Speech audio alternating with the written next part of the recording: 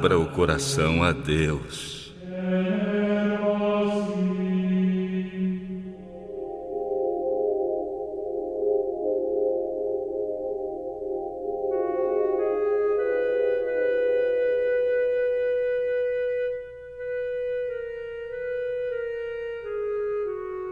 O que encobre as suas transgressões nunca prosperará, mas o que as confessa e deixa alcançará a misericórdia. As condições para receber a misericórdia de Deus são simples, justas e razoáveis.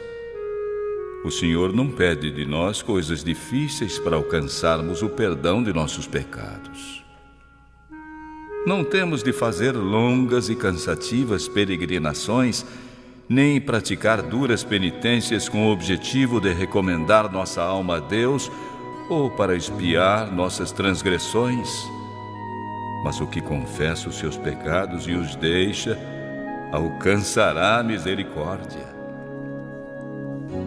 Diz o apóstolo: confessem os seus pecados uns aos outros e façam oração uns pelos outros para que sejam curados.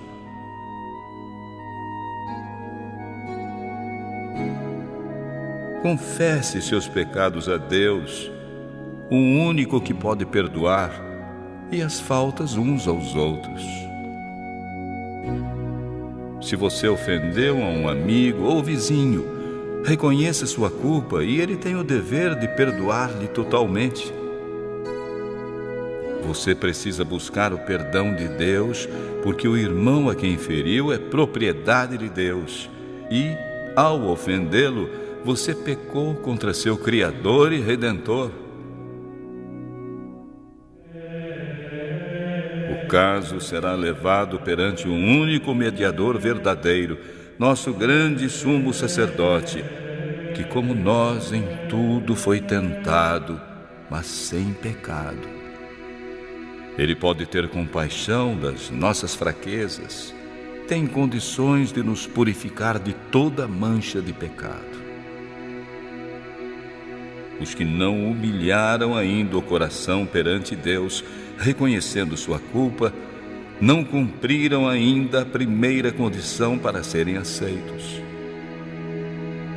Se não experimentamos ainda aquele arrependimento completo e definitivo, e não confessamos os nossos pecados com verdadeira humildade e tristeza de espírito, aborrecendo nossos maus atos, não estamos procurando verdadeiramente o perdão dos pecados. E se não buscamos a paz de Deus, nunca a encontramos.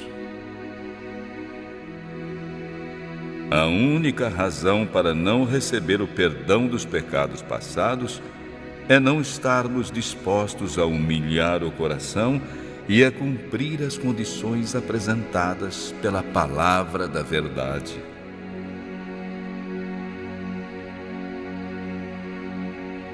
Acerca desse assunto, as instruções a nós apresentadas são bem claras. A confissão dos pecados, tanto em público como em particular, deve ser sincera e feita de maneira franca. O pecador não deve ser forçado a confessar. Também não deve ser feita de maneira displicente, nem exigida daqueles que não reconhecem o terrível caráter do pecado. A confissão, que é o desafogar do coração, achará o caminho para o Deus de infinita piedade. Diz o salmista: perto está o Senhor dos que têm o coração quebrantado e salva os contritos de espírito.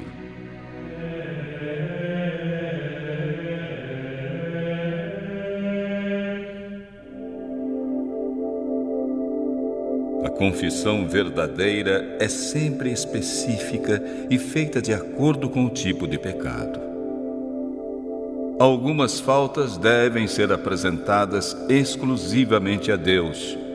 Outras serão confessadas a pessoas que foram ofendidas, ou podem ser de caráter público, devendo então ser apresentadas publicamente. Toda confissão, porém, deve ser direta e sem rodeios, reconhecendo os pecados dos quais somos culpados. Nos dias de Samuel, os israelitas se afastaram de Deus. Estavam sofrendo as consequências do pecado, pois haviam perdido a fé no Senhor, deixado de reconhecer seu poder e sabedoria para governar a nação. Haviam perdido a confiança em sua capacidade de defender sua causa. Viraram as costas para o grande Rei do universo, preferindo ser governados como as nações vizinhas.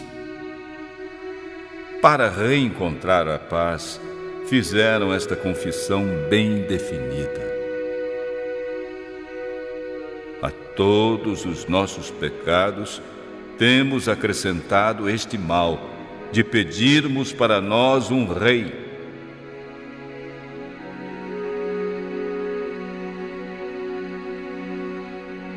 Era necessário que confessassem exatamente o pecado do qual haviam sido convencidos. Sentiam-se oprimidos pela ingratidão que os afastava de Deus. A confissão não será aceitável a Deus sem sincero arrependimento e reforma. É preciso que haja mudanças verdadeiras na vida. Tudo o que é ofensivo a Deus tem de ser renunciado. Esse será o resultado da genuína tristeza pelo pecado. O que nos cabe fazer é deixado bem claro: lavem-se e purifiquem-se. Não quero mais ver as suas maldades. Parem de fazer o mal e aprendam a fazer o que é bom. Tratem os outros com justiça, socorram os que são explorados, defendam os direitos dos órfãos e protejam as viúvas.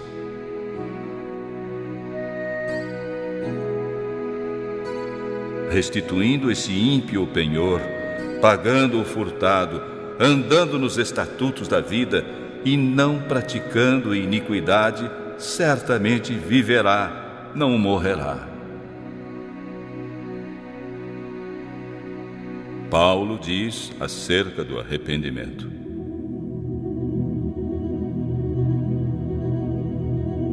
quanto cuidado não produziu isto mesmo em vós, que segundo Deus fostes contristados. Que apologia, que indignação, que temor, que saudades, que zelo, que vingança. Em tudo mostrastes estar puros neste negócio.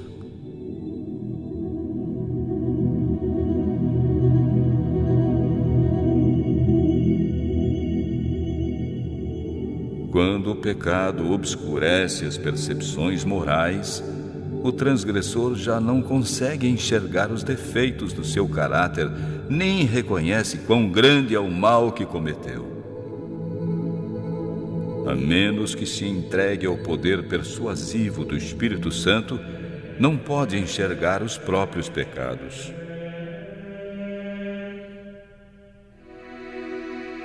Suas confissões não serão sinceras nem verdadeiras.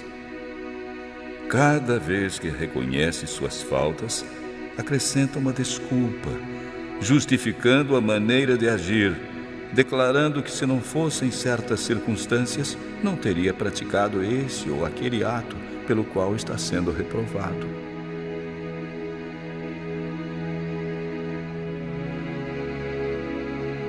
Depois que Adão e Eva comeram do fruto proibido, ficaram envergonhados e com medo. A princípio, somente pensavam em como desculpar seu pecado e escapar da temida sentença de morte. Quando o Senhor perguntou a eles sobre seu pecado, Adão respondeu, lançando a culpa em parte sobre Deus e em parte sobre sua companheira. A mulher que me deste por companheira, ela me deu da árvore, e comi. A mulher culpou a serpente. A serpente me enganou e eu comi. Por que o Senhor criou a serpente e por que permitiu que ela entrasse no jardim?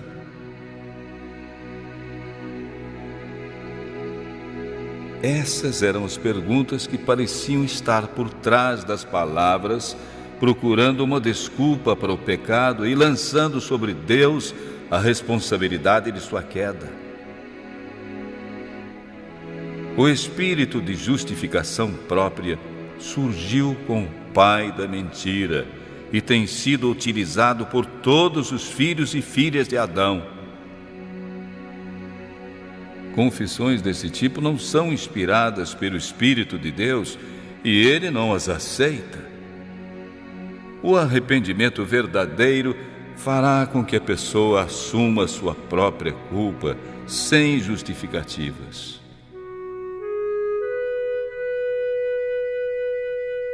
Como o pobre publicano que nem ao menos ousava erguer os olhos ao céu, clamará: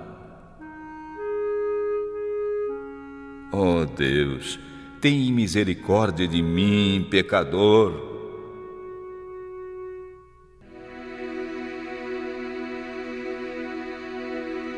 Os que reconhecerem sua culpa serão justificados, pois Jesus apresenta seu sangue em favor da pessoa arrependida.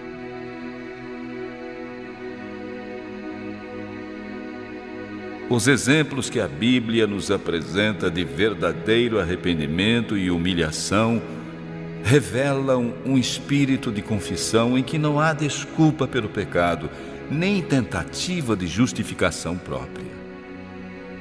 Paulo não procurava esconder seus próprios pecados. Ele os pintava nas cores mais negras, não procurando atenuar sua culpa. Ele escreveu: encerrei muitos santos nas prisões, e quando os matavam, eu dava meu voto contra eles. E castigando-os muitas vezes por todas as sinagogas, os obriguei a blasfemar. E enfurecido demasiadamente contra eles, até nas cidades estranhas os persegui. Paulo não hesita em declarar que Cristo veio ao mundo para salvar os pecadores, dos quais eu sou o principal.